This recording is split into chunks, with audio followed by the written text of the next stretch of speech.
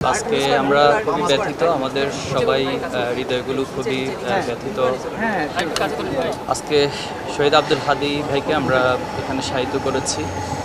তো আমরা সর্বপ্রথম আল্লাহর কাছে দোয়া করছি, আল্লাহ তাআলা আমাদের ভাইকে শাহাদাতের সর্বোচ্চ মর্যাদা দান করুক এবং জান্নাতের মেহমান হিসেবে আল্লাহ তাআলা কবুল করুক। পাশাপাশি আমরা বলবো, যারা হাদী ভাইকে হত্যা করেছে তাদের বিচার অবশ্যই হতে হবে। বিশেষ করে আপনারা জানেন যে হত্যাকাণ্ডের পর আজকে অনেক দিন পার হয়ে গিয়েছে, 9 দিন পার হয়ে গেল, কিন্তু দুঃখজনক হলেও সত্য যে এখনো পর্যন্ত উল্লেখযোগ্য কাউকে গ্রেপ্তার করতে পারেনি এবং তারা ভারতে পালিয়ে যাওয়ার একটা নাটকীয়তা আমরা লক্ষ্য করছি। বিভিন্নজন বিভিন্ন বয়ান হাজির করছে, কিন্তু প্রশাসনের পক্ষ থেকে এখন স্পষ্ট কোনো মেসেজ দেওয়া হয়নি। এটা আমাদের জন্য দুঃখজনক। বাংলাদেশের মতো একটি স্বাধীন সার্বভৌম রাষ্ট্রে একজন হত্যাকারী দিবালোকের মতো বাংলাদেশের রাজধানীতে এভাবে গুলি করে তিনি পালিয়ে যাচ্ছেন, ওনাকে এখন পর্যন্ত গ্রেপ্তার করতে পারেনি।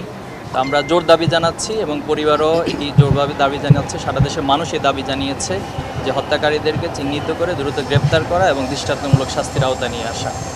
পাশাপাশি বলবো, হাদী ভাই যে স্বপ্ন দেখেছেন, তিনি যে বাংলাদেশের রাজনীতির নতুন সংস্কৃতি আমাদের কাছে দেখিয়েছেন, আমরা বিশ্বাস করি ওনার এই স্বপ্নগুলোর প্রত্যেকটি যুবক এই প্রজন্ম ধারণ করেছে এবং তারা মনে করেছে হাদী ভাইকে হত্যা করার মধ্য দিয়ে হাদী ভাইয়ের আদর্শকে ধ্বংস করে দিবে, কিন্তু তারা এটা সবচেয়ে ভুল করেছে। এবং আজকে একজন হাদী ভাইয়ের যে হত্যাকাণ্ড শহীদ করে দেওয়া হয়েছে, আজকে বাংলাদেশের লক্ষ লক্ষ যুবক আপনারা দেখছেন যে পুরো হাদী ভাইকে ওন করতেছে। হাদী ভাই একজন ব্যক্তি না, তিনি একটি চরিত্র, তিনি একটি স্বপ্ন এবং তিনি একটি জাগরণ, তিনি একটি বিপ্লব। আমরা বিশ্বাস করি এই হাদী ভাইয়ের রক্ত থেকে বাংলাদেশে হাজার হাজার লক্ষ লক্ষ হাদী তৈরি হবে এবং আলটিমেটলি বাংলাদেশকে একটি স্বাধীন সার্বভৌম রাষ্ট্র হিসেবে প্রতিষ্ঠিত করার জন্য এর প্রজন্ম কাজ করে যাবে।